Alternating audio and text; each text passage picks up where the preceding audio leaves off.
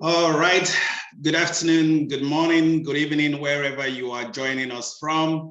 Thank you very much for all those who've managed to accept this invitation on a personal financial management training or webinar. I am Felix Israel Tabenda. I'm going to be your host for this webinar, probably for the next 60 to 90 minutes. And we are very grateful to all those who've joined us. Please, if you're just joining us, put yourself on mute. Thank you. So on behalf of 237 Development Professionals, I want to welcome you all to this session on July 24, 2021.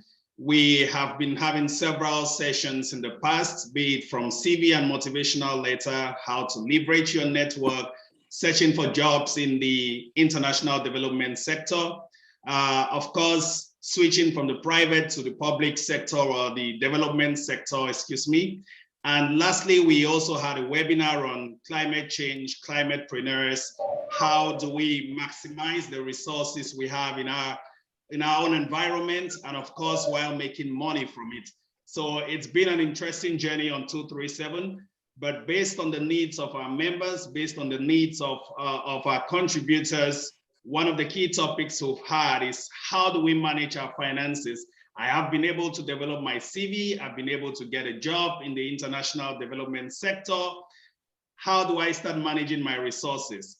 So that had been a heated topic on the platform, and we are very glad that today it's another day for us to talk to some experts in this domain who are going to walk us through their personal experiences, but also share some tips on how we can manage our finances.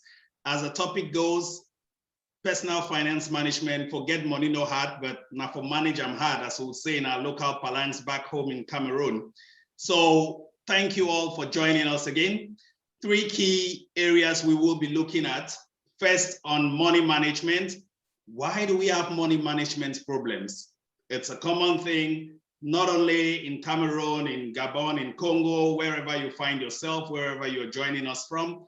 Is it true that over 50% of our problems revolve around money? Please make use of the chat, put in your answers there. We would love to hear what you think, and of course, get you engaged as well as we kick off on this webinar. Is it true that over 50% of our problems revolve around money? Just a quick yes or no, that will do. The second panelist will be focused on debt management. How to decrease your debt. How did we even get into the debts? If we are able to understand the first panelist on how to manage our money, probably this will be an easier exercise for the second panelist on tips on how to decrease our spending. And also she will be helping us on a debt management plan. And lastly, a key topic that came up on the group as well was related to banking services. How are we managing and using the services we have today in our respective spheres of life? How individuals can benefit from banking services? What are the available services we have? So the last panelist is going to close on that. So without further ado, we are going to get directly into the introduction of the panelists. And I'm going to give them all a minute or so to introduce themselves, starting with Collins Mazu. Hi, Collins. Hi, Felix. Thank you very much for having me. Hi, everyone. Thank you for joining our webinar of today. Again, my name is Collins Mazu. I'm an accountant by profession. I'm very passionate about accounting and financial management because I believe that accounting and financial management is at the heart of every successful venture, you know. And I work for a company called Africa Finance Services, which is basically all about enhancing the skills of Africans around accounting and financial management. And because we believe as well that this is a catalyst to economic growth in Africa. So I hope that I'm going to be able to share some important tips and knowledge on what we do with you very shortly. And I hope we're going to all have an enjoyable afternoon. Thank you again. Fantastic. Thank you very much, Collins. And of course, looking forward to it. Next on the list, we have Sylvie Mora. Hi, everybody. I am so excited you are here. Can't wait to dive in with you more on this topic. I am first of all, a wife. I am a mother, and my 9 to 5 is working as a nurse practitioner. And then later on, I work to help people eliminate their debt so they can build wealth and live the life that they want. So I look forward to talking to you more about that. I love that last sentence, build wealth and live the life they want. Sometimes people get confused on, do we need to have tons of money to live the life we want, or are we poorly managing our finances? Those are some of the things we are going to learn from our panelists today. And the last but not the least, Claudine Gangmi. Good afternoon, Claudine. Good afternoon, Felix. Good afternoon, Felix. Hello, everyone. Thank you for joining us. I'm Claudine Gangmi. I'm a marketing and corporate communications professional. I work with UBA Chad, and I'm passionate about communications. We are the one who help you. We help you to inform the public about the goods and services you offer. Thank you for joining us. And I pray and I think we're going to have a nice ride together. Thank you. Thank you very much, Claudine. And just bringing back some of the topics from the forum on Jangi houses, how different are they with the banks? Where do they intersect? Which can we use and when? Of course, we are going to also get a little bit of information about that. So thank you very much, dear panelists. And I'm going to move right straight into the first part of it, money management with Collins Mazu. Hi, Collins, over to you. Hi, Felix again. Hi, everyone again. Let's dive in. We're going to use a PowerPoint presentation just to, help and guide us. Without wasting time again, because I've told you who I am, let's just go to the next slide. We want to start with an interactive question. And Felix did mention, he said, we should vote. I like us to use the chat section to kind of communicate with each other. I'm very used to doing this face-to-face or live. But of course, with what is going on in the world, we have to adapt with these online options. So the first thing, as I say in Pidgin, if you are about my age, I'm sure you must have heard a song by a Cameroonian musician many years ago, where I think the main thing around the song is the fact he said, forget money, no heart. Now for manage, I'm hard. I've tried to translate that from Pidgin to English. I don't know if my translation is good. It's almost just saying that it is difficult with money, and it is more difficult to manage it. So I like to hear what you think about this, just in the chat section. Answer true if you believe that forget money, no heart, now for manage, I'm hard. And answer false if you think that's not true. And then as we go along and towards the end, we'll come back to this and try to tally and then maybe make a conclusion on that. So quickly, I like us to start from the perspective of what I call the paradox of plenty. Now, most of us on this webinar today are Africans, and we are all aware of the fact that Africa is a very rich continent. In the same vein, Cameroon is a rich country, because that they say Cameroon is Africa in miniature. It means Cameroon has a lot of resources. But at the same time, Cameroon is a poor country. At the same time, Africa is a poor continent. Why is it that on the one hand, you have a country that is very rich in resources, and on the other hand, you have a country that is poor? I believe and think that this is due to the fact that our resources are not managed properly. Or if I have to add, as we say in Pidgin, add big grammar to it, we would say that our resources, are not well managed for the benefit of the population. Now, the issue of resource management is not just at the level of the nation, or sometimes we always just blame the governments. It is at all levels. We're going to see shortly what the 3 levels I'm referring to are. Now, as I mentioned earlier, money is a very, very important aspect of our lives. You would agree with me that almost everything in life is measured in financial or monetary terms. This is why finances or resources generally are always equivalent to money. If I say your resources, then indirectly I would say your money. Now, so money is actually now a resource, and at the same time, money is a medium of exchange. And because of this, money takes a very, very important place in our lives at all the levels, as we are going to see. So let's quickly look at the various levels. As I've mentioned, the various levels, I would say, you see there are 3 levels there. There's a national level, there is the organizational level, and there's the individual level. I like us to look at the individual level first. This is the level of, me and you, our resources. What do you consider as resources? I'm sure most of us have even heard people saying, or experts say, time is money. So from time, we can say that all of us on this call today, we've got some resources at our disposal. If we've got time, if we're alive, it means we've got a resource at our disposal. If we have gone to university and we've gotten a degree or a diploma, if we are above 21 years old, and if we have some skills, it means that we've got resources. Now, the key question is that, how do we manage these resources? Are we putting these resources at our individual levels to the best use for our own benefit first and for the benefit of our society at large? I think that's something that is very key. So you've got money. Many of us do earn a salary, or we have money from our parents, we have allowances from family members. How do we use this money? Do we use this money for beneficial purposes to ourselves and to our society? Or in other words, are we using this money correctly? If we are using the money correctly, why are we always stressed about money? So you agree with me that the issue of money management or resource management starts from the individual. I like to say the following thing that might maybe annoy some of us, but that's the truth. If you are above 21 years old and you live in Africa, you've gone to school, whatever level you've gone to school, and you are not in a position where you are making a contribution to the society, where you are taking care of yourself financially, you are independent, then you are contributing to the problem of poverty in Africa. I hope this doesn't hurt us. I hope this inspires and motivates us.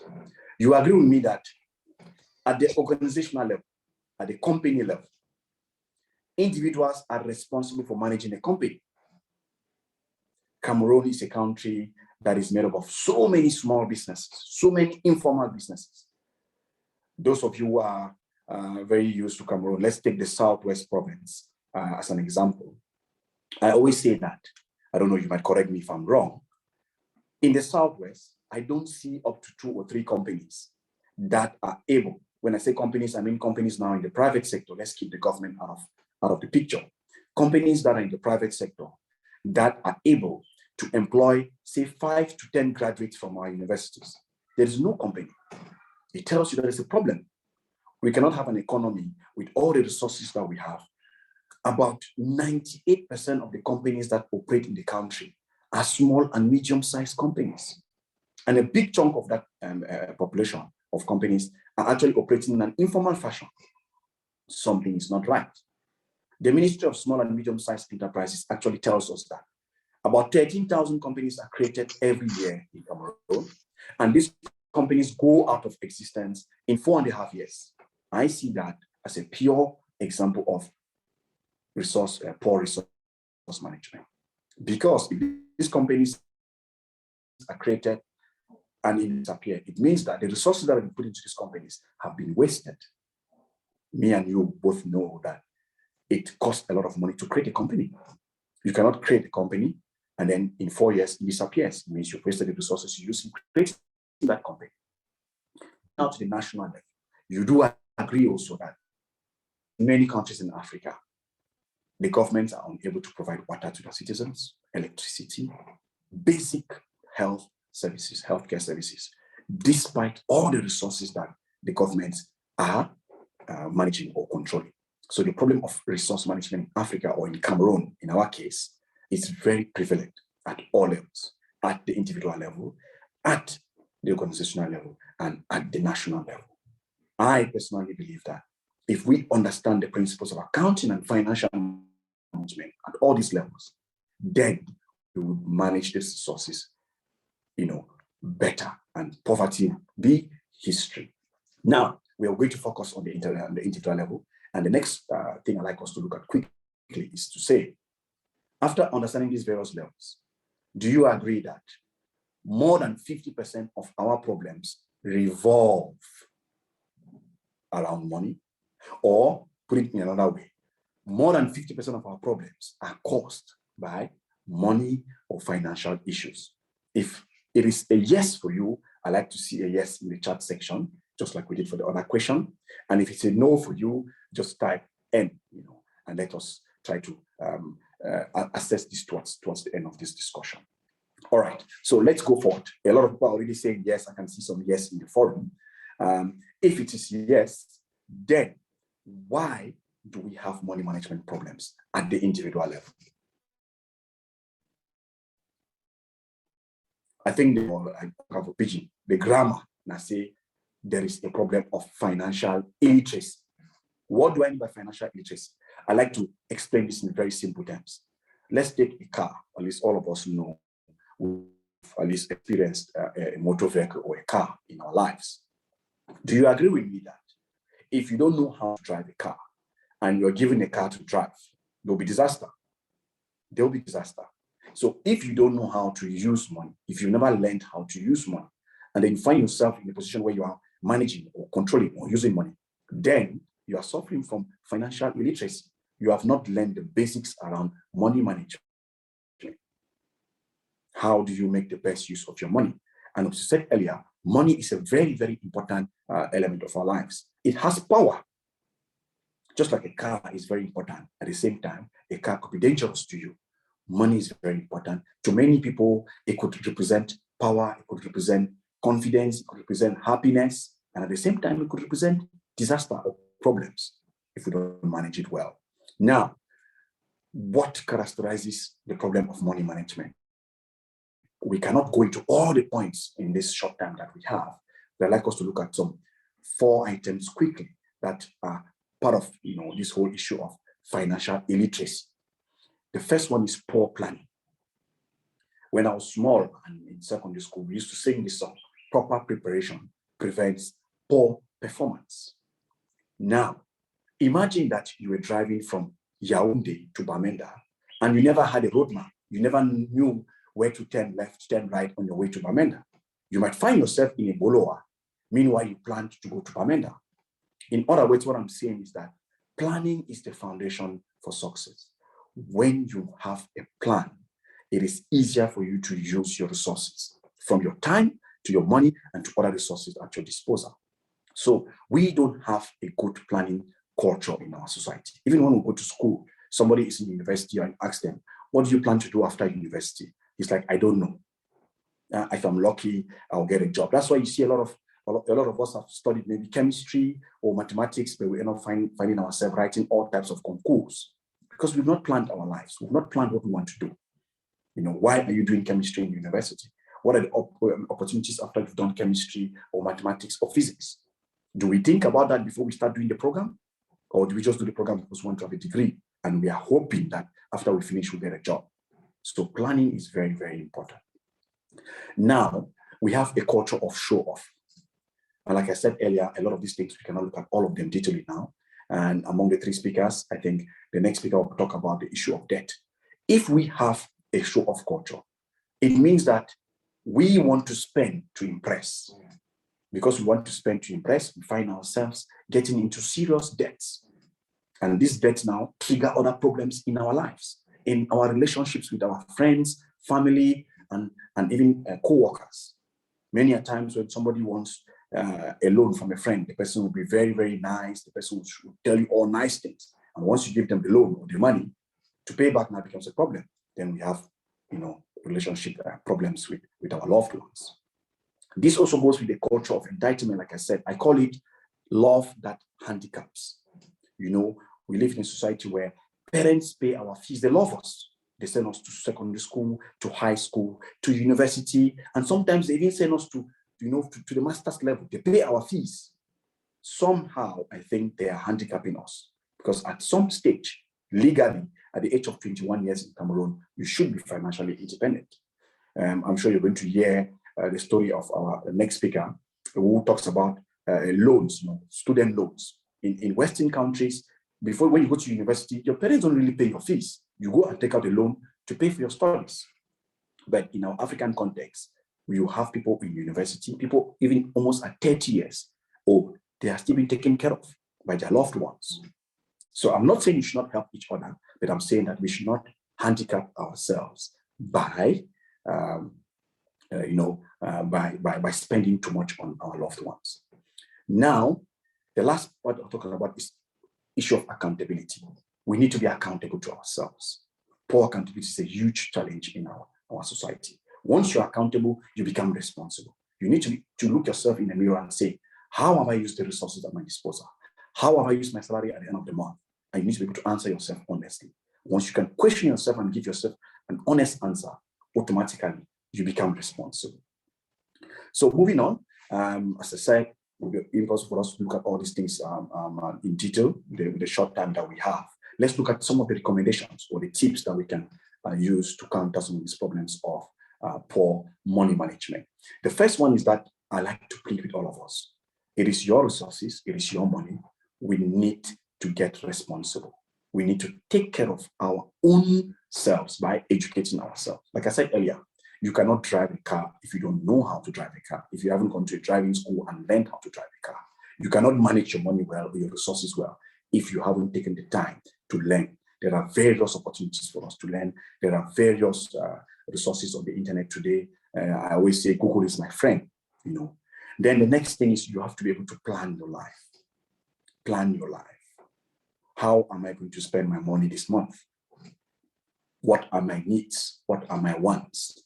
You need to understand that your money has to go first to things that are of priority to you as an individual. You cannot be seen spending money on alcohol when you haven't paid your rents for the month. You cannot be spending money on alcohol when you haven't paid these fees for your children. So you need to plan. When you plan this in advance, it gives you that self-discipline and you're able now to properly use your money when the money comes in. So planning is something you do before the money hits your pocket. And there are various tools that we can use. You know, we can use apps. There are applications on the internet, I think even on Android and iPhone. And you've got also, you can use a book, of course, a simple booklet to write out how you want to spend your money. It's about saying, I'll have these expenditures to spend during the coming month or the coming week, all right? And then, of course, I have these incomes that's coming in. So you compare your income and expenditure before the money actually comes to you. So it gives you that self-preparedness and discipline. We can also use an Excel sheet for those who are computer literate, all right? And then, of course, we are going to share with you at the end of this presentation a template that has been prepared by one of us, very, very interesting template you can use to do your personal budget. So it's very important to plan. Planning is something you can do from various perspectives. Once you plan, then you can take proper account of your transactions. And once you do that, you can question yourself properly. It means you can compare your plan to your actual expenditure, and then you grow that discipline. Give yourself time, be patient, and everything will work out well. Now, conclusion. We asked the first question and we said, forget money, no heart, not for manage and heart. Some people actually reached out to me when we advertised this webinar and said to me, no, Collins, getting money is very hard. You are not serious. I'm like, yeah, you already know that getting money is hard. You already know it's difficult to make money. But did you know that it's more difficult for you to use money? Because imagine you take a whole full month. Think of it this way. You take a whole full month to earn, let's say, 500,000. You go to work from the 1st to the 31st of the month to be paid 500,000. But if you're not careful, you can actually spend that entire 500,000 in one evening with your friends at a nightclub or somewhere. So you agree with me that technically, money is more liquid when it comes to the spending part. So it's more dangerous. It's more difficult to actually spend and use money. So that's why we're saying that forget money, no heart. And this was not even said by us, by me. It was said by a musician many years ago. I think that guy was a visionary, you know. And I've said earlier that everything is measured in monetary terms. You know, everywhere in our lives, we are dealing with money and financial issues. If we manage it poorly, of course, we stress. Because money is so important, then you realize that, as we've said earlier, most of our problems revolve around money management. And as we continue the session, our next speaker will look at the issue of money management from a debt management perspective, because we've also noticed that many people stress because once they don't have a control on their spending, they get into debt, and these debts are getting into serious problems for themselves. And then, of course, our last speaker will look at the issue of banking. Many people lose a lot of money, and sometimes out of ignorance, they don't understand the various resources in terms of banking that are available to us. Thank you very much, and we hope that you could continue enjoying the rest of this webinar. Thank you very much. Thank you, Collins. That was quite insightful. And I think if we look at the chat, most of the questions we asked, 50% revolves around money management. I think so many people putting up yes, yes, yes, a few talking about no, a few it just depends. So I think that message is quite, it's getting across a lot of people that we could have billions, like a few people who go to space for some leisure time, but we still mismanage them. Two key things I picked up from your presentation, which I'll just like to highlight back to participants. One was about the paradox of plenty. Hence the reason I made a joke about the billionaires, and you could be a billionaire and still lose everything within days. But he made mention of the fact that we are endowed with a lot of resources. However, we still manage them poorly. But if it comes to even at individual levels, how are we managing our resources? Are we getting into more debt because we are living beyond our standards, living beyond our expectations? And of course, the culture of entitlement is also one thing he made mention of, where you feel that your relatives or brothers and sisters or your parents are supposed to do certain activities on your behalf. You believe that if your friend is, as we say back home in the local parlance, on the black plum tree, I get to chop black plum. So some of those things actually, we need to start changing that culture to become more a little bit independent, to avoid that we are entitled to other people's resources, and of course, managing our own resources better. Hence the reason we will be moving on to the second panelist, who will be taking us to talk about debt management. If you had an issue managing your money, then you are probably in this sector of getting into debt, serious financial issues. How do we manage this from a student level to when you're working? How can you plan your resources to ensure that if you happen to get into debt, how do you get out of it? It's possible. And I'll read one of the quotes here from a very senior mentor of mine. He said, "Debt is easy to get into, hard to come out from, but not impossible to exit from." Says, just like someone lost in maze, there are definite routes to take to exit. So it is with debt management. So ladies and gentlemen, please keep your questions coming on the chat. We are going to take them at the end of the webinar. We have, I think, about 20 to 30 minutes for Q&A. And I'm going to pass over now to Sylvie Moragwe to walk us through debt management. Thank you, Sylvie.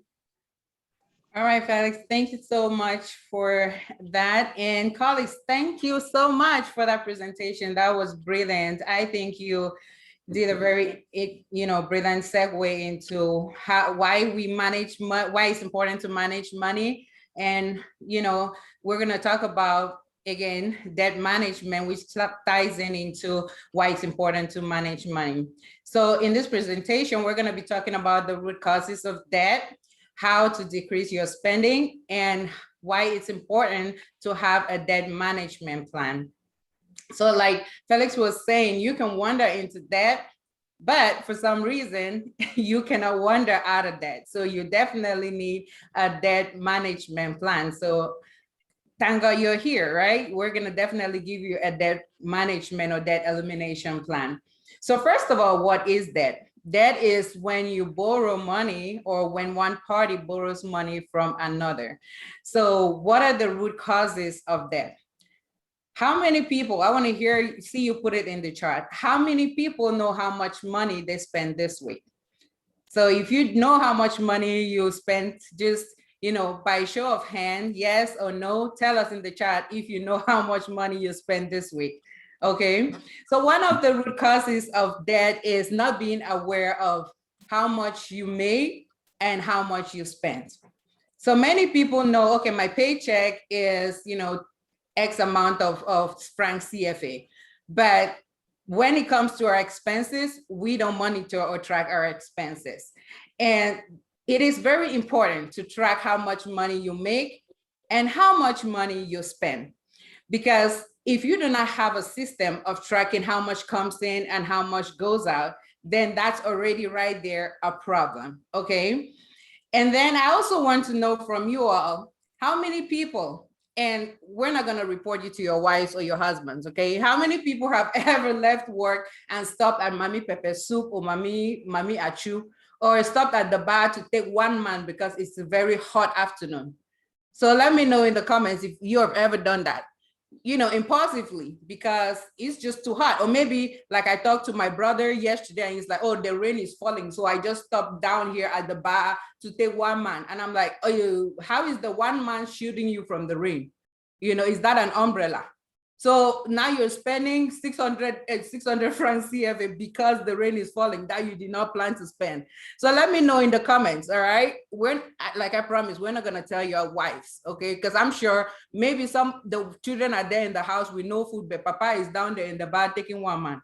You know, so that is just some of the things, right? So spending money on lifestyle, or because your friends are down there, you met them down there at the bar, now you just took one man that you did not plan to spend.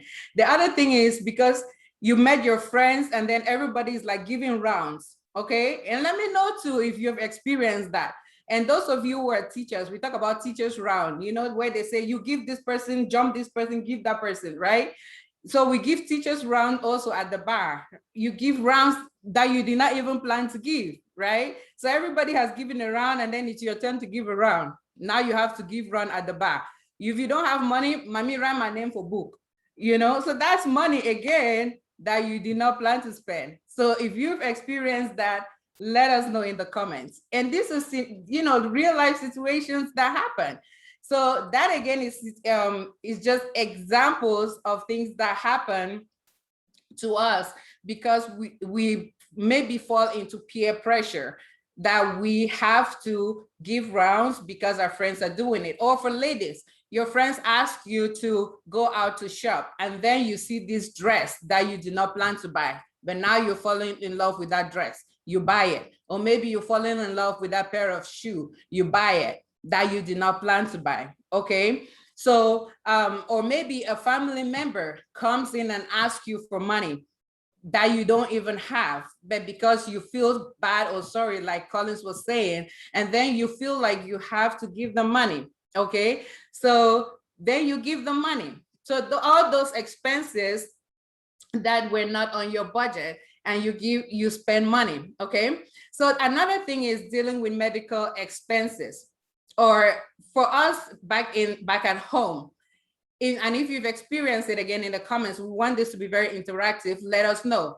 When you go to the hospital, right, and you don't put something in the nurse's hand, you sit on that bench for a long time. So now when you want to go to the hospital, you have to carry a little something to go wash the nurse or give it to the nurse so they can see you early, right? So how many people have had to deal with that you have to have a little something when you're going to the hospital so they can see you early? So think about if you do not have that little something when you're going to the hospital, what is going to happen to you? You're going to sit on that bench for a long, long time. And for those in the diaspora, there are people that have been sick and they're dying almost, you know, at the point where they're going to die. And you tell them that we're going to call the ambulance. If they cannot talk, they will wake up and tell you, please don't call the ambulance, because they just think about that money that they have to pay for the ambulance fee. So having to deal with, you know, the medical expenses can put us in debt if we do not budget and save for that, all right? And then the loss of job or unemployment, that is very self-explanatory. If you are a breadwinner in the house, if you lose your job, right, then of course there's no income coming in. You are bound to borrow money from other people to be able to feed your family. So again, one more reason why it's important to save money. Now, why do we want to save money? The most important reason is to be able to spend on the things that we love, right? So it's like spending time with family, spending time to travel. A lot of us like to travel, right? Or shopping for clothes and shoes, or just times where you meet your friends and you want to take a drink or two, or just those impulsive spendings that we talked about, or those emergencies that we have talked about. So if your child falls sick, you will go to that money that you have saved on your emergency fund, right? And pull that money. You're not going to go to your neighbor and say, Mommy, I beg, borrow me that money, because you already have money saved up in your emergency fund. You go pull it up and take your child to the hospital.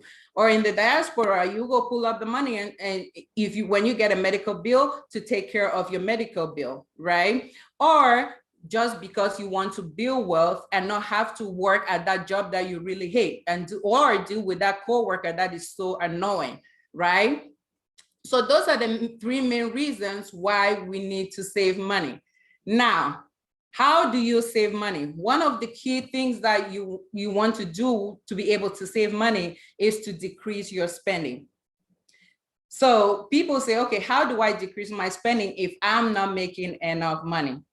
Right? So there are a lot of things that you can do to be able to decrease your spending. The very first one is we need to be able to set boundaries. Set boundaries first with yourself. I know it's kind of hard to be able to tell yourself no, but if you have decided that I have 2,500 francs CFA to spend in a week, and that's all I'm going to spend in a week, then when your friend tells you, okay, Pamu, she don't for buy, you know, or let's go to that at your place, or for example, let's go shopping, then you have to tell yourself, no, I'm not going to do that, because you have told yourself that's all that I'm going to spend this month or this week, right? So you are setting boundaries with yourself, first of all. Then you're going to set boundaries with your family. And when I talk about family, I know I'm acutely aware of coming from an African family, it's really hard because we have all this extended family to take care of, right? So mommy go just come say, okay, you know, they are small brother where they stay for, you know, for down there, so you need to send school fees. Yeah, and then your in-laws will come and everybody will come. But communication, sit everybody down, say, you know, it's in mommy, papa, that my small brother will be go school. So which, by the way, mommy, papa, no, we been I born them, but we're not gonna tell them like that. Okay, so you're gonna say, mommy, papa, right now, so when if you roof that your house, or when if you do, we cannot take care of these things you want us to take care of, because me and my wife will get for do these other things then, but in 3 months we'll go do so, period. The only thing that mommy and papa can do is they can film and you know, do everything they can do, but they cannot come to your house and take money from your pocket. But you have set boundaries with them, right? And that's important. So communicate with everybody. And then you need to identify your needs and wants, like Collins was saying. What exactly is it that you need? And by need, we're saying, what do you need to survive?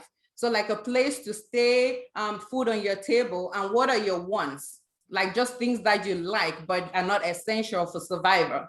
So you want to always take care of your needs before you go to your wants, right? So that Benz that you want is not a need, okay? Because you can buy a Peugeot and still drive to work, okay? So things like that. And then always budget. So Collins was saying we're gonna share with you an Excel at the end of this presentation, because the budget sheet, budgeting is an essential part of building wealth. You always want to track how money flows in and out, because like I said, it's a gateway of being able to manage your money and a key to building wealth.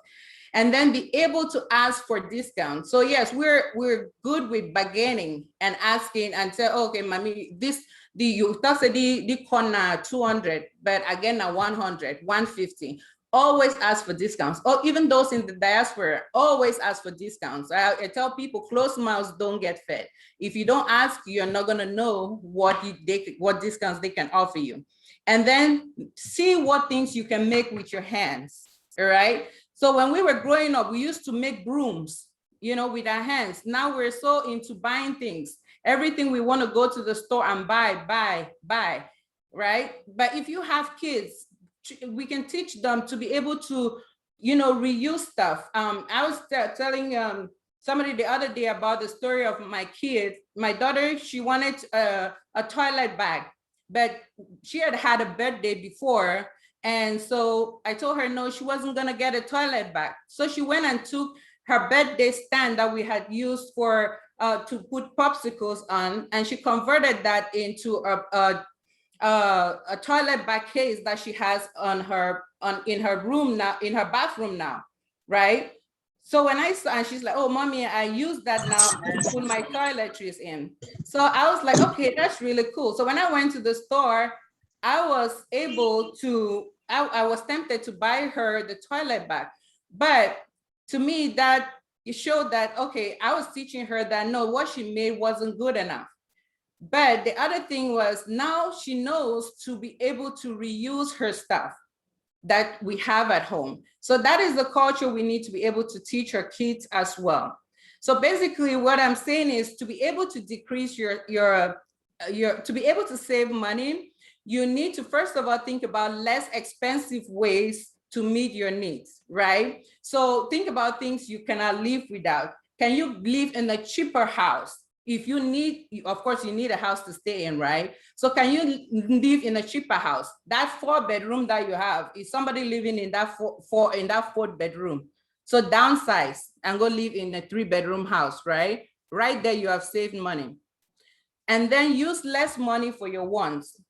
It doesn't mean that because you're trying to save money, you should just cut out all your wants, right? And live like your caveman. No, at least we need to live a little, right? So have the things that you want, don't let them not exceed your needs, okay? So use less money for your wants, and then negotiate payments for your obligations. So if you have debt, don't run away from the people that you owe. Basically, if you see your debtors coming, please don't run away, because you make things worse, right? So don't tell the kids, oh, if a party man they come, tell you say I know they. No.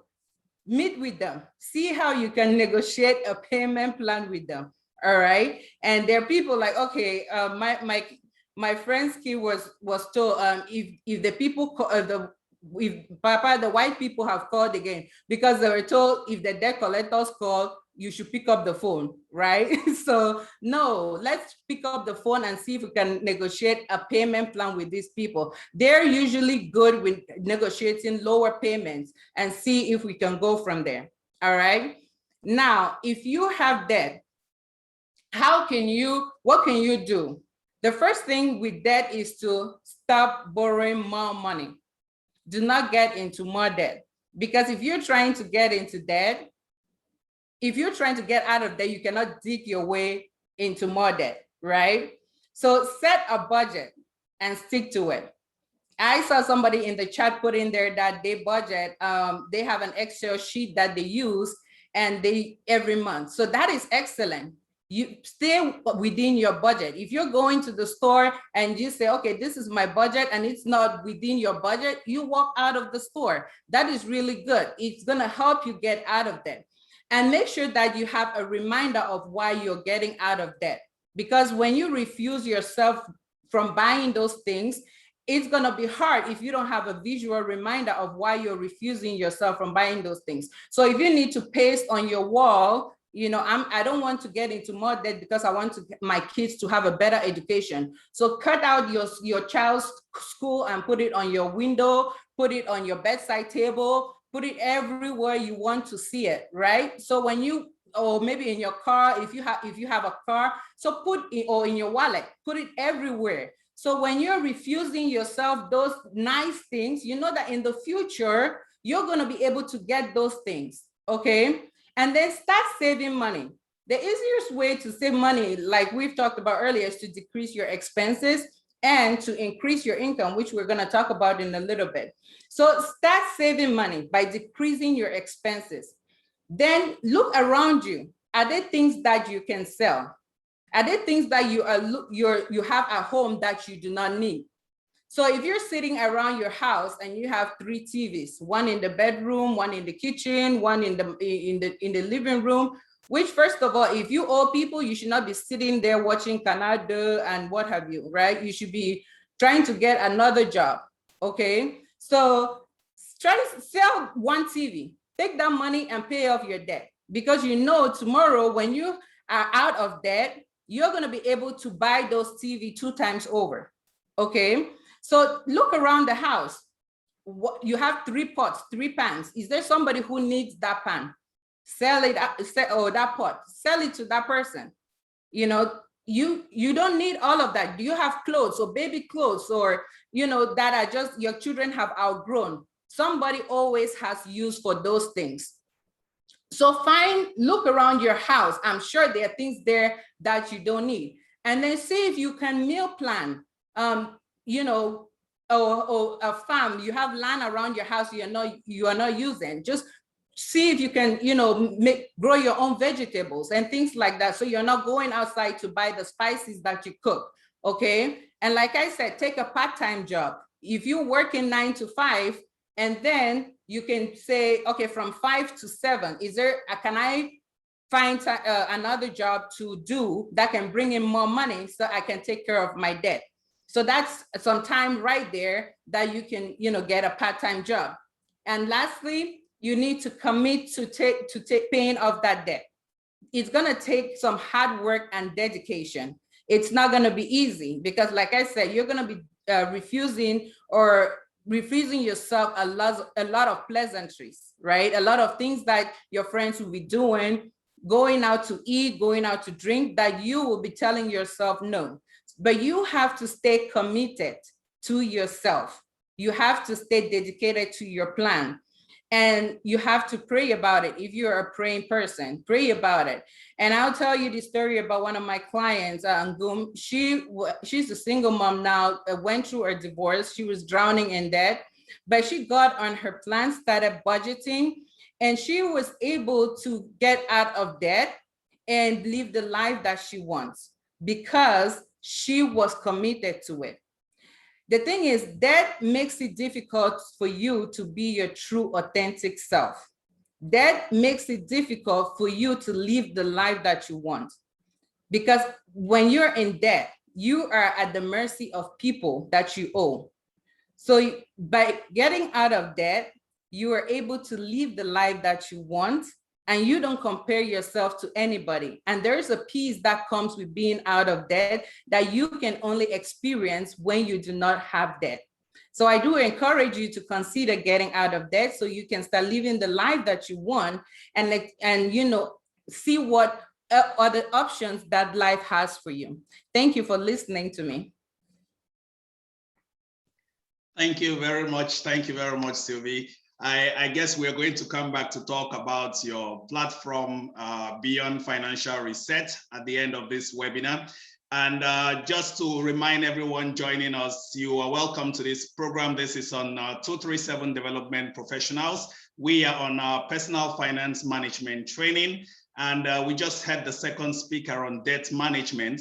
And of course, very great comments, great questions that are coming up. One of the key things I want to highlight there on how we can also get out of debt. This picture was done here intentionally, was put here intentionally just to show you how intensive this exercise is about and how determined you need to be. If you feel that you're not managing your resources properly, you need to be able to, like, for those who are working, for example, you are not going to mess up with your employer's income or your employer's expenditure. For those of you who are maybe in the finance sector, you know how demanding it is at the end of the month to ensure your books are tallying or your income and expenditure tallies. So why can't we transition such habits, such attitudes to our personal lives, to our personal finances? And to close out before we move on to the next panelist, growing up, I think back home, one of the key points my granddad always raised, for you not to get into debt, you should ensure that you are managing your finances properly, which comes to the budgeting aspect our very first panelist spoke about. How much do you spend on your housing? There is a video I'm supposed to share, then would obviously go to the banking services. If you're not getting the volume, just watch, but I'm going to explain to you more from a Cameroon standpoint. Now, this is somebody who earns, I would say, approximately about 1.5 million francs CFA, and he spends more than 50% of his salary on his house. Now, that's a very easy way for you to get into debt. If you're spending, I would say, for those who are either a bachelor or a spinster, if you're spending more than 25 to 30% of your income on your house, you're already having or gearing towards a financial issue. So that's a very easier way to start looking at how you manage your finances, ensuring that your house rent doesn't go beyond 30% of what you earn. The car you drive, his car was, I think, when I did that calculation, roughly 25 to 30% again. Now, could I drive a smaller car? Could I get, as we call it back home, a Fayman coupe, which might be cheaper than an SUV? Those are some of the questions we need to ask ourselves. But I know that based on the lifestyle some of us love to live, we will get right into the sector of saying, okay, can I take a loan from the bank to get the lifestyle I want to live? Can I take a loan from the bank to finance my investments? Can I take a loan from the bank to finance my education? That's exactly what we are going to jump into right now with Ngangmi Claudine walking us through how individuals can benefit from banking services and what are those available banking services we have, which we may not be aware, but these are services that are at our disposal to help us manage our finances and of course also get us out of debt. Or if you are in debt, how can you leverage the banks to manage this for you? On that note, thank you very much, Sylvie, and I'll pass this over now to Ngangmi Claudine. Thank you, Felix. Hello, everyone. Thank you for joining us once more. Sylvie made a wonderful presentation on how we can manage our debts, and Collins have also made a brilliant presentation on how we can manage our personal finances. And today I'll be taking you on the various services and products that the bank can help you, that through the bank it can help you to manage your finances. But before I start, I want to acknowledge the role, the important role that the informal financial sector, when I talk of the informal financial sector here, I mean the Jangi houses, the associations, the village meetings. I want to acknowledge the important role they have been playing and they are still playing in the society and especially in our local communities. So formal financial institutions have understood that so much is going on in the informal financial sector. And it will be more relevant to the economy as a whole if this money circulates in the formal financial sector. When I talk of the formal financial sector here, I mean banks, I mean cooperatives, and all legal financial institutions. So as such, these formal financial sector practitioners, the banks, the cooperatives and all whatnot, they have tailored their products and services to be able to respond to the need of each and everyone in the society. For example, to open an account today in a bank, it's much more easier. What you need is just like say two copies of your passport size photographs, a copy of your valid identification card. And even the minimum deposit required now is as low as 2,000 francs or 5,000 francs.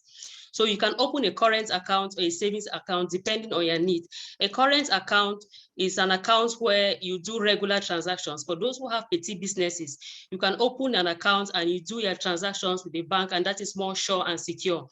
What if you have, say, a project in say 2 years time, 3 years time, or 3 years time, or 4 years time, and you need to save for that project? As Sylvie said, you should plan, you should budget. You need to save. So you can open a savings account and you keep that money as any amount you have, you put into the account. And the savings account, over time, it yields interest. When the time comes for you to execute your project, you take the money and you execute your project. You could also say use like a term deposit account. This is for a project that you maybe already have the money at hand and you don't want to squander it. So if you want to keep the money, you want to be sure the money is intact while you fine tune whatever project you want to realize, you can put it in a term deposit account. A term deposit account is some sort of a savings account where you keep money within a particular period of time. It could be 6 months, it could be 1 year, and this money generates interest. And the good thing about the term deposit account is that the higher the amount, the higher the interest rate. And one thing you should know about interest rates is for those who work out of the country, the interest rates differ from country to country as fixed by or as stipulated by the Ministry of Finance. So for those who work out of the country, you can inquire about the interest rate in the country where you reside to see if it's higher than the one back home, or the interest rate back home is higher. So you can make an informed decision on where to open a savings account that will yield or generate more interest for you. There is also a possibility for you to plan for your kids' future. And this is by opening a kids account. From the day the child is born, you can start planning for the future by opening an account. You just need a birth certificate and the documents I mentioned earlier to open an account for your kid. So by the time the kid gets of age, like to go to school, you don't need to go left and right, maybe borrow money or look for money to pay the child's school fee. You go to the child's account, you take money from there and you handle the child's school fee. Now, these accounts are all tied to digital banking products like cards and mobile apps that you can use even at the comfort of your home to do your banking transactions on your telephone. And some banks have even gone as far as having USSD mobile banking services, where you don't need an internet or you don't need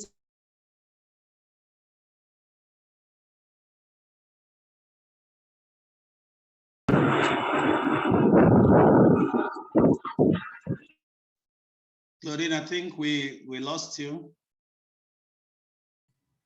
She needs to unmute. I think she's on mute. She needs to unmute. No, her line is open. Okay, right on. Okay.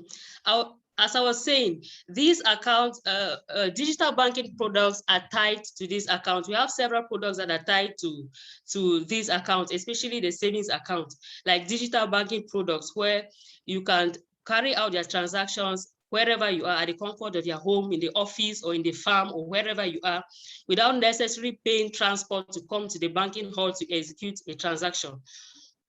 And you also have prepaid cards. You also have prepaid cards that will help you to budget and limit your spending on the amount you've budgeted. Prepaid cards are not tied to an account. With a prepaid card, you might have, say, a vacation, you want to go on vacation, or you want to go, say, clubbing, you want to spend time with family or with friends, or you want to go on tourism, whatever, and you make a budget and you say, okay, this is the amount I want to spend. So in order not to spend above what you've budgeted, you can purchase a prepaid card. You can get it for, say, 10,000 francs or maybe 5,000 francs. At times it's even sold for 5,000 francs. You get it, you load your money into it, and you go for your vacation or you go for tourism, and you know you're going to spend only what you have put in the card, because you can't spend above what you've loaded in the card. Okay, and CV spoke about tracking your spending.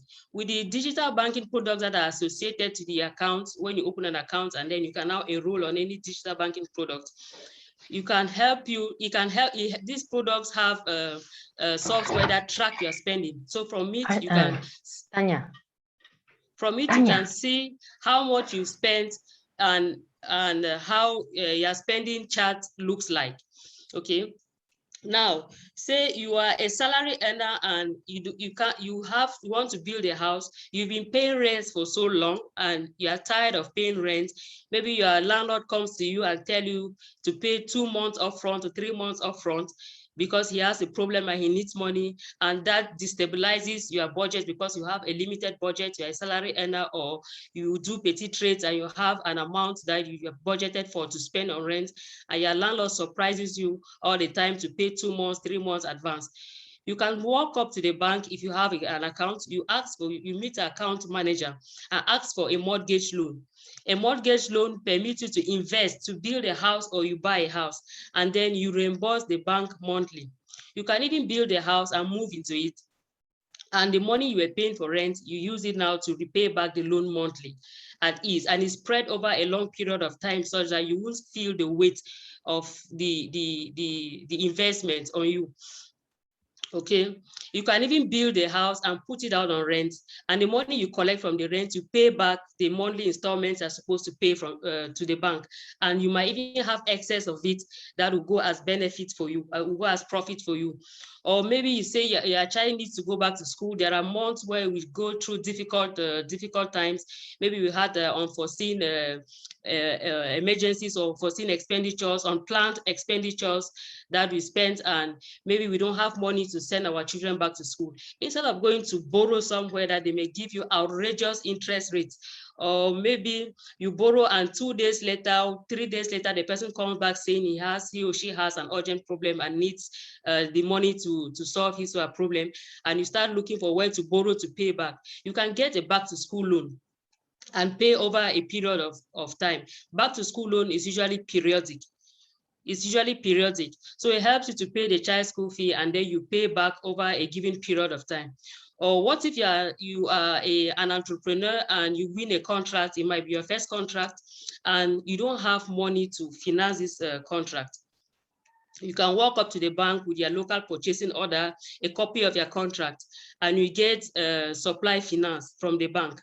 And the supply finance is, the bank will help you to pay the supplies you need, and you pay upfront, and then when your customer pays you back, or when your client pays you back, the bank now deducts its money. And the good thing about borrowing from the bank is that first of all, you have to know the bank is a highly regulated area, So you can't go above a certain percentage of your income, or say your salary. So whatever credit you take or whatever loan you take, you can't go above 1/3 of your salary, which makes it that you won't just indulge in borrowing and borrowing and borrowing without control. So the bank already, by the regulation, already guides you on the amount you can borrow. Now, for exceptional reasons, if you need to borrow above this amount, you can always talk to your account manager, and your account manager will find a way out to, based on your need, to resolve your issue. So we also have insurance as a collateral that is requested when you want to take a loan, depending on the kind of loan you want to take. They always request for insurance, and the good thing about the insurance is that it covers life insurance in case you're incapacitated, or in case you lose your job. Nobody will come to you saying you should pay back the money you've borrowed, even if you don't have a job or if you've lost your job. So if you lose your job, or you become incapacitated, or you die, the bank will go to the insurance broker and get her money refunded from the insurance broker. Okay, so talking about remittances. Remittances are local, or say in-house money service transfer system, where it is remittances are in-house money transfer services, where local banks have this service network that they can transfer money from, say, one region to another, or one country to another. And these in-house money transfer services are usually much more cheaper than the international brand names we know. I'm not doing bad publicity for anyone here anyway. So you can, instead of using the international brands that are well known, you can walk to a bank and ask for their local, their in-house money transfer service, especially for, say, for banks that have subsidiaries in other countries. You can use these in-house money transfer services, which is much more cheaper for you. Okay. So one thing you should know is if you are in doubt, whenever you are in doubt of, say, the cost or the fees of a particular product or service, you can always walk up to the bank or to the branch and look up at the notice board, because all banks are required to host the products they offer and the fees per product in the branches in the banking hall. So you can always walk up to there and look at it and know exactly what you want and how much it's going to cost you. And if you want to know the kind of services or the kind of products the bank offer, it is always available on their website. It's always available on their website or on their social media handles on LinkedIn, Facebook, Twitter, or Instagram. You can always go there and you get the kind of maybe the information you require. So in order to choose a bank, there are certain factors that you have to consider when you want to choose a bank. If you don't yet have a bank account, and it is convenience, look at the convenience, look at the fees. What are the fees they charge for their services? And you also look at the interest rates. What are the interest rates that apply in the bank? Because even though the regulator fixes a floor limit for interest rates or a ceiling limit, banks are free to apply other interest rates, but they should not go above the floor limit, or they shouldn't go above the ceiling limit. And apart from just services and products, banks also offer opportunities for internships for you to build a banking career through internships for, say, those who are still going to school or those who have completed school and they are looking for jobs. Banks offer opportunities to serve as a direct sales agent. A direct sales agent are just like relationship officers who go out to the communities to scout for customers. So you can always walk up to the bank and inquire if they have such opportunities, and you start up as a direct sales agent. And they usually pay them monthly, even though it's not like a salary, but just a stipend that they can use for their transport fare and their upkeep. And the good thing about being a direct sales agent is that the good candidates are usually retained at the end. They convert them to staff. So there, their performance speak for you.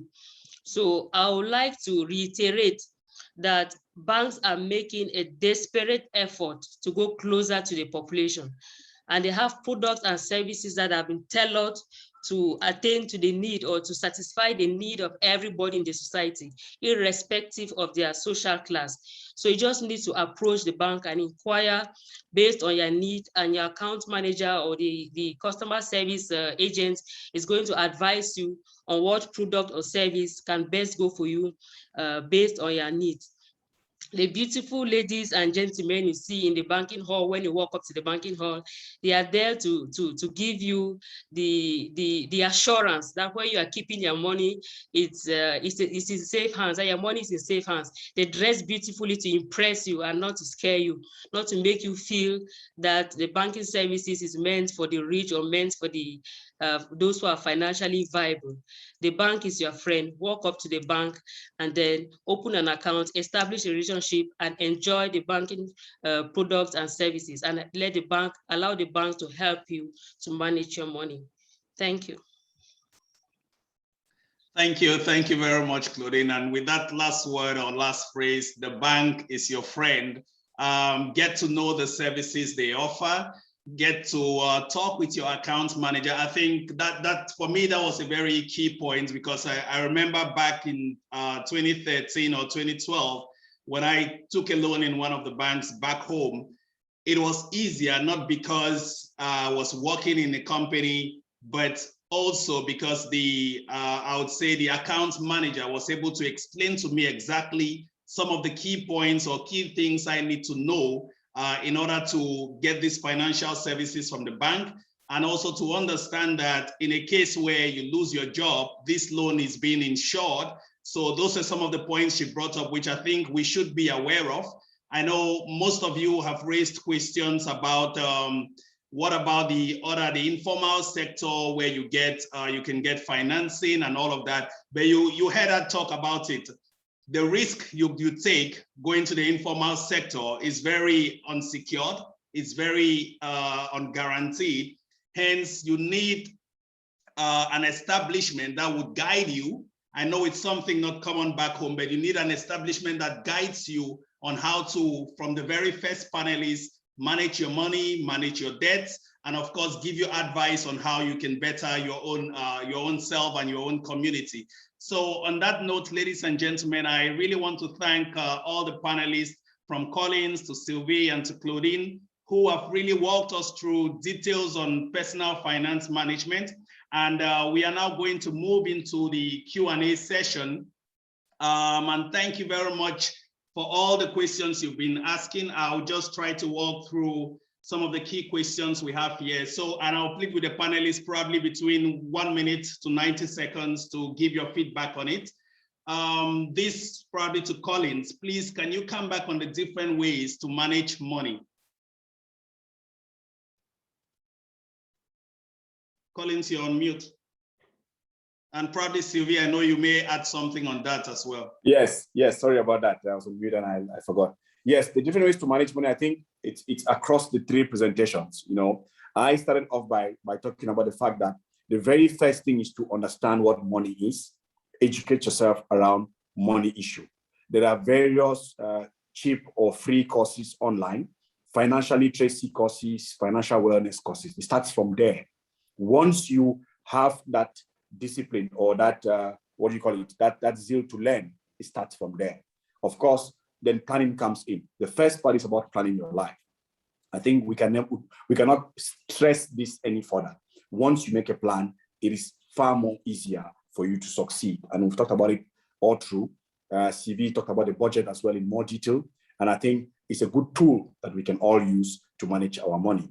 We are going to share an Excel template at the end, as we promised, so that you can use this as a tool or a way to manage your money. And of course, the tips that CV has given on debts, and of course, managing your money using the bank. You know, sometimes because we want services, financial services, we sometimes don't know the available options and the cost of these options, and we end up choosing expensive or maybe risky options. And I think Claudine mentioned those key options that are available from the banking sector. And as we know, once you deal with the formal sector, the risk of losses are reduced. Thank you. Thank you, Collins and Sylvie.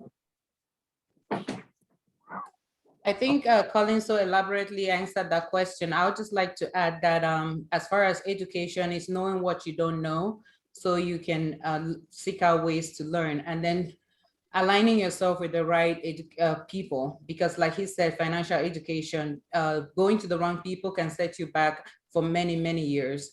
And as far as the practical ways to manage your money is having a solid financial foundation, first of all, before trying to invest and do anything else. So having that solid financial foundation, which is again, budgeting and getting out of debt before doing anything else. Thank you, Sylvia. And I think the next question we had, can we have tips on the specific apps to use for personal financial planning? I would love to take this.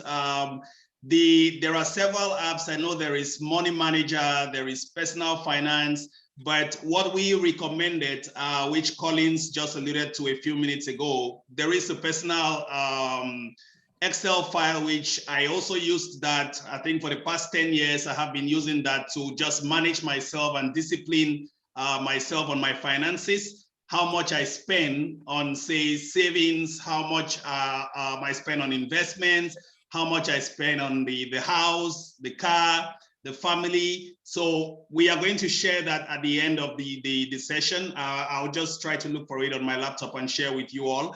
This should help you. And of course, each of the panelists, we are very ready to support anyone who has questions on that Excel file. You can always come back to the forum, the 237 Development Professionals Forum, ask the help you need from there, and we are going to guide you on it.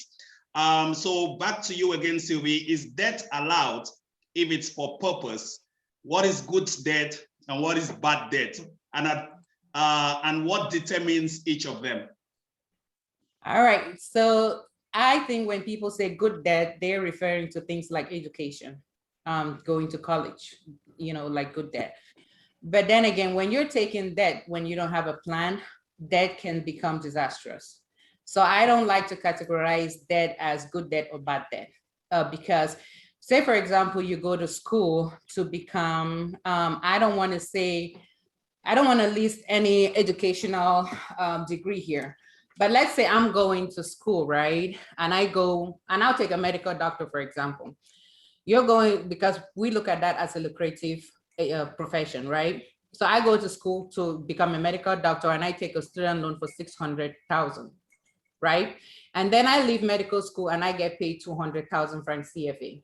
But I took a student loan, or $200,000, but I took a student loan for $600,000. See, that doesn't even match my student loans and my income. So whatever debt you are going to take, you need to have a plan for it. So before you get into debt, you need to have a plan for how you're going to pay that debt, whether it's a good debt or bad debt. You need to assess your risk tolerance for that debt. So am I going to be able to pay that debt? What is my risk tolerance? So because A is going into debt doesn't mean B should go into debt. And if it's a student loan, so if you're going to go to school, which some people consider a good debt, so the profession that you're going to go into, the debt, the money that you're going to make should be 3 times what the loan you're going to take. Okay, so if you're going to be a teacher, then you shouldn't take a student loan that's going to be, more than the salary that you're going to make. So whatever profession. So that's why I say debt is debt. It just depends on your assessment prior to taking that debt and the plan that you have to repay that debt. Thank you very much, Sylvia. And I guess the participants, that's bad debt, good debt. Debt is debt. The consequences are there. No one will really care if it was for a good purpose or not.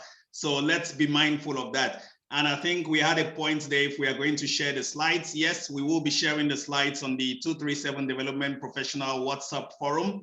And if you are not registered as well, or register or subscribe to the YouTube channel, please do so, 237 Development Professionals. This webinar is being recorded, so you would have it there on YouTube and you would have it on the forum as well.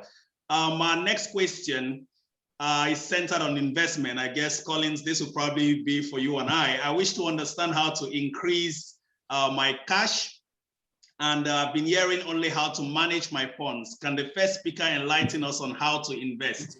I know that's a completely different topic, but Collins, just to talk a little bit about that, and we may decide on the forum if that's a topic we'll look at for the future. Perfect. I think you just read my mind. When I saw the question, I had the same thinking. I think finance minds think the same. So I think I would like to say to the participant that today we are focusing on managing your money from a personal perspective. And as I explained earlier, there are key things you need to know to be able to manage your money from a personal perspective. Your objective as an individual and that of a company or a business venture are a bit different. There are various things that you need to know before you do an investment. So I think probably without wasting time on this webinar, I would advise that, or maybe we can have a side discussion, or maybe the 237 group might think of doing one on investments and what we call side incomes. But generally, I keep saying, if you want to venture into anything, do your research, get the key knowledge about what you want to invest in. If you want to make an investment, you do know that what you're trying to do, you're trying to put in resources and you're hoping to have more of those resources. So if I want to do a business, I'm putting in 1 million, I need to be able to take out more than 1 million for that to be a profitable business. So there are various controls, checks and balances you must put in place as well to be able to manage any investment to a success. So that's now financial management from a company or from a corporate perspective. So again, it's something that we cannot go into in detail with this conversation. We can have a side discussion, or we can think of doing a webinar in the future around this. But first, sort out money management from a personal perspective. Then the other levels or the other national or company level would be far easier for you. Thank you. Thank you, Collins. And I would move over to Sylvie. I think you've really struck a lot of notes with people, with the participants. Can I really be a successful business without being a debtor? So yes, you can be a successful business without being a debtor. But the thing about it is, when we start a business, sometimes businesses are not being honest, to put it very mildly. The statistics have shown that when you start a business, the first 5 years, you don't make any money. So I would want to use this analogy, right? So if you're going to start a business, and I think this is from Dave Ramsey, so you want to bring your boat as close to the shore as possible so you can jump onto that boat, right? So if, say, you're in debt, or you're borrowing money, or you're struggling to start that business, if that business crumbles and you, like Collins is saying, personally, you're struggling, so both of you are going to drown, right? But get your own finances sorted out first. So if that business crumbles, you are not going to crumble along with that business. So you should be on solid financial ground. What do I mean? Your budget is right. You have money saved for your emergencies, and you have money saved up for your house rents and everything, so that when you're starting your business, you're not starting your business in debt. So when that business goes down, then you're okay. You can take care of yourself. But then when we start businesses in debt, and we're in debt, like I said, that's not going to work. And then we make decisions because we're like, we need that business to survive right now. We're relying on that business to feed us. So that's the mindset that makes us make irrational financial decisions. So we need to be on solid financial ground, so that when we are making our financial decisions for our business, they are going to be logical, well thought out financial decisions. Thank you, Sylvia. And to add on to that as well, you're talking of a successful business. Remember, you need to remember your stages of the respective businesses. Where are you at? Is it the infant, the growth stage, the maturity stage? You need to be able to identify at what level your business is. And secondly, even if you want to get into debt, as Sylvia rightly mentioned, or Claudine mentioned in her presentation about getting that funding, that startup capital from the bank, there are various ways you can rather go more into a partnership or do a business plan where banks can fund, or investment bodies. I think even back home, I know a few of them that are doing that to small and medium-sized businesses. There are also programs from the, I think, Ministry of Youth Affairs, Ministry of Small and Medium-Sized Enterprises. There is PAGEU. There are several of those funding opportunities which the government has today. And those examples I was giving, please, that was specifically in Cameroon, where you can get funding for your business. So I would say, before getting into debt, to echo back the points of the panelists, do your research, find out if there is an alternate option of taking a loan or borrowing from individuals or family, and see if you can actually get that funding directly from the government to support you. So thanks, Sylvia. And our next question now to the banking side: is it not risky having a savings account out of your country, especially in countries where security is not stable? Claudine? As I said earlier, the choice depends on you. You need to weigh the pros and cons before you make a decision. So if you feel it's risky to have a savings account in the country where you reside because of security issues, you can decide to have a savings account elsewhere. But even with a savings account, at times it's possible to get, say, a Visa card attached to this account. So even if there is a security issue wherever you are, and you move to a different country, you can always use your Visa or MasterCard to do withdrawals from your account. So that's still, it depends on you. I hope I answered the question. Thank you. And a follow-up question there: can someone with a savings account have access to loans? Unfortunately, loans are tied to current accounts, not savings accounts. So if you want to have access to a loan, you should open a current account, and you do transactions with the bank, because the bank has to evaluate the account movements to see how you do transactions and evaluate if you're eligible for a loan or not. Thank you, Claudine. And this question, still another one on the same line: if your source of income is irregular, like doing petty trading, I think you spoke about some of the banking services that are being offered now to petty trading. I think if you want to just echo that again, can they are they able to get loans if they are into petty trading and their business or their income is not regular? Yes, there are facilities meant for buy and sellers or people who are into petty trades. There are facilities, there are products and services. As I said earlier, banks have products and services tailored to the needs of everyone, each and everyone. So you just need to walk to the bank, to your bank. I don't know which bank you bank with. Walk up to the bank and meet your account manager and find out the available product based on your activity and how the bank will accompany you.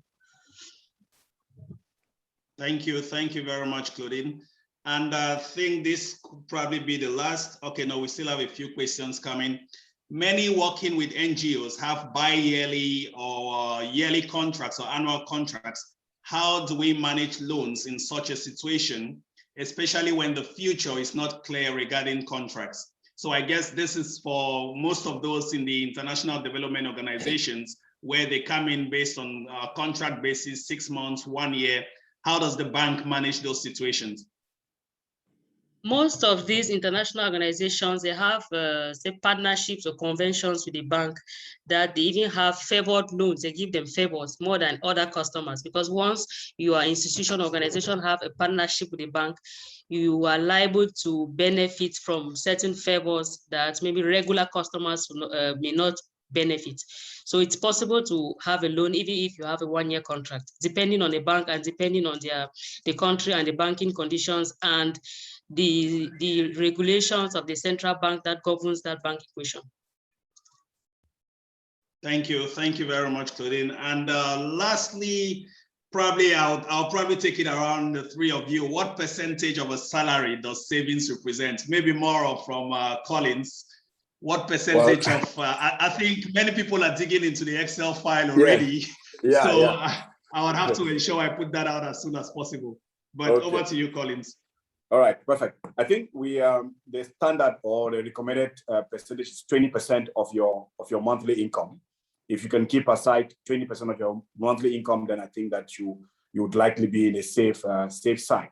But as we have said earlier, it's all about your plan. Let's not just give you advices in the air. If you've got a plan, like CV was saying earlier, you want to buy a Mercedes, and the Mercedes is going to cost you, let's say, 20 million. It means that maybe 1 year or 2 years to buy that Mercedes, you would be forced to do more savings to build up to buying that car. Somebody who wants to build a house might have a different objective, and just like that. But generally, if you can keep aside 20% of your income, that will take care of you during the period of unexpected losses, or if you got ill or something like that. Thank you, Collins. And Sylvie, being in the diaspora, what do you think? How does it work over there? So because we have access to investing, I think more investment options and stuff.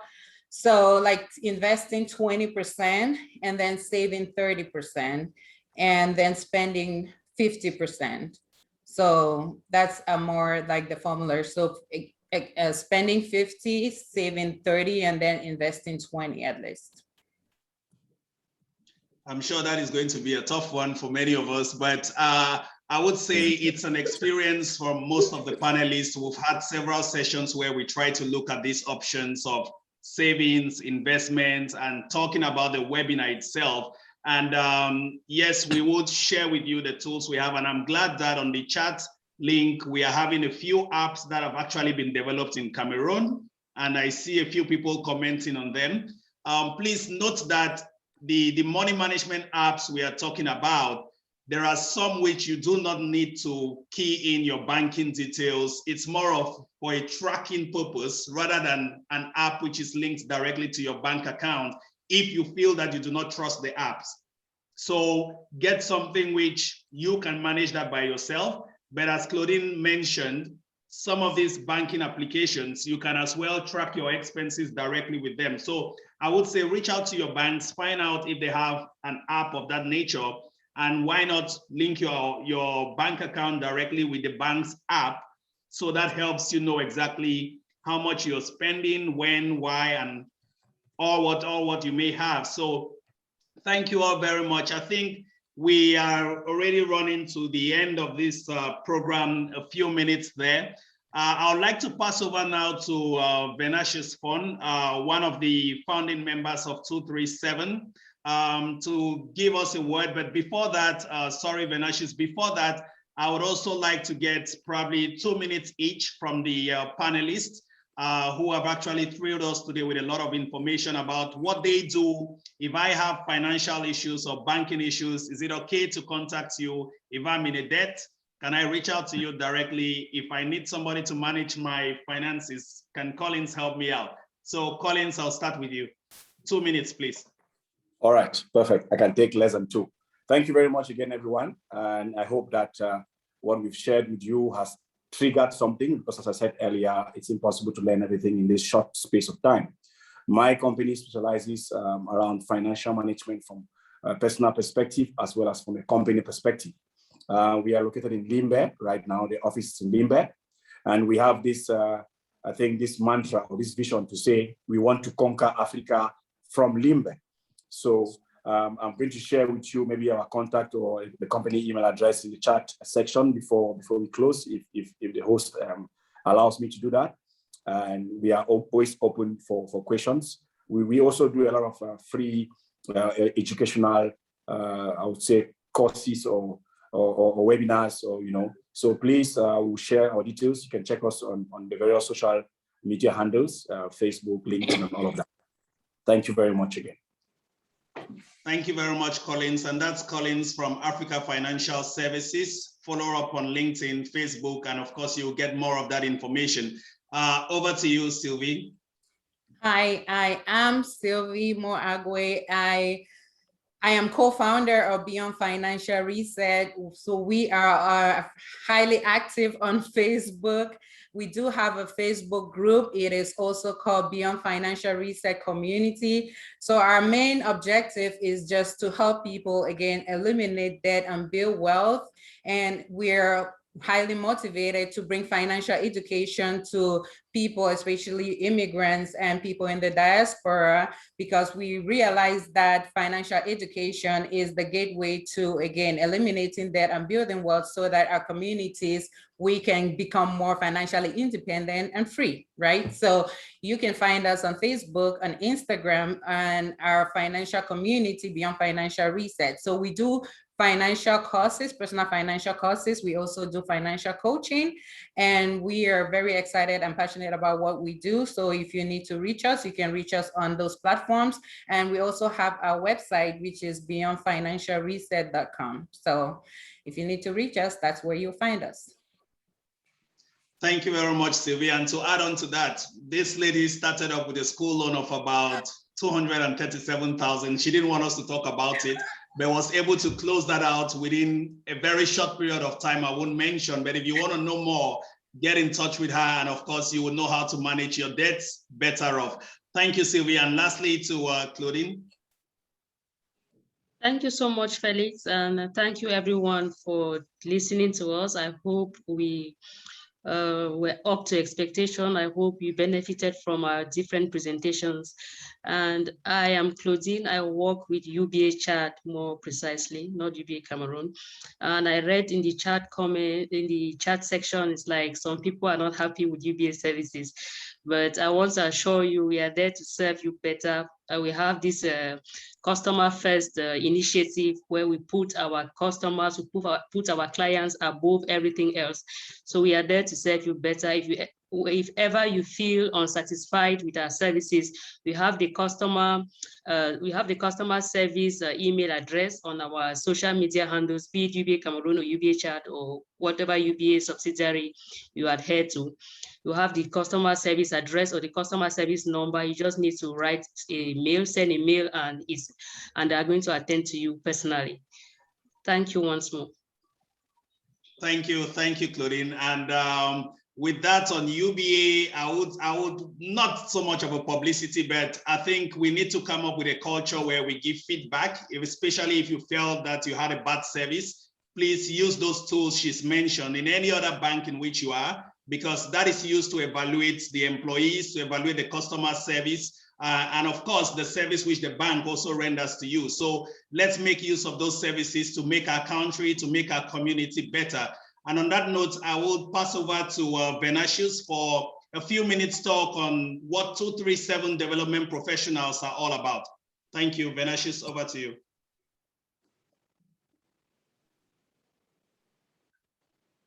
Do we have Venatius on the call? All right, if not, I'm going to do that. So 237 development professionals, I'll say this was created less than a year ago. For most of you who are on the platform, you are very aware of this. What we simply do is we want to give back to our society. Most of us are within the country, out of the country, in international organizations, private sector, public sector, and we thought, why not come back to our community where we all started from? And that's, I'll say, for majority of them from Cameroon, to see how we share our knowledge. And we also provide those opportunities for each and every one of us to make a better person out of our own experiences. And key to that has also been about changing the mindset. And I'll give a critique or a feedback. So for this webinar, we had over 180 participants. Collins is into the private sector. Sylvie is a nurse practitioner. Claudine is with the bank. But if you were keen enough, you would notice how diverse their experiences were and other things they get involved in. So with 237 development professionals, one of the key things we want to do is to transform that mindset where we feel everything needs to be handed over to us, is to transform that mindset where we do not believe in ourselves to transform the society or to transform the economy. Cameroon today, we are on the HIPIC, heavily indebted poor countries. As Collins mentioned in the beginning, we are endowed with resources. But as one of our, I would say, mentors on 237, Dr. Munang would say, it's not really about the resources or the external resources we have out there, but it's about the human mind. How can we transform what we have inside here to see those financial benefits or those material benefits we want? So in a nutshell, that's what 237 development professionals are all about doing through webinars, through seminars, which will be coming up next year in Cameroon. We are going to start off with Cameroon, but also the last thing I would mention about 237 development professionals is about the mentoring program we will be kicking off very soon. Now, a few of you have registered for this. A few are still pending. I'm not sure what decision you want to make. But trust me, I, as a professional, have benefited from this platform, be it from the buy and sellers we have in the group, to those who are serving in governments across the nations or the United Nations. That is the kind of experience we want to bring out. There is no registration fee for anyone as at now. We haven't really spoken about anything for you to pay a dime on this. So please leverage on these opportunities. If you've missed out on past webinars, go to the YouTube channel, subscribe to it, get more information about it, and learn about what we are all doing. So on that note, I would close up and of course also share with you that Excel file we made mention of. But I want to thank you all very much for being with us for over 1 hour 49 minutes or 1 hour 39 minutes for this interesting webinar on personal finance management. It's been my utmost pleasure sharing this with the panelists and of course with the over 70 of you who joined us on this platform. If you are not able to sign in, I think I'm just reading through the comments, the WhatsApp group. If you're not able to sign in on WhatsApp, please, you can also join us on Slack, which the comments have also been shared or the links have been shared. So ladies and gentlemen, on that note, thank you for being with us. Have a wonderful weekend. And of course, feel free to share this to your family members, to friends, and learn more from what we do at 237 Development Professionals. I have been your host, Felix Israel Tabenda. Bye for now and have a great weekend. Thank you.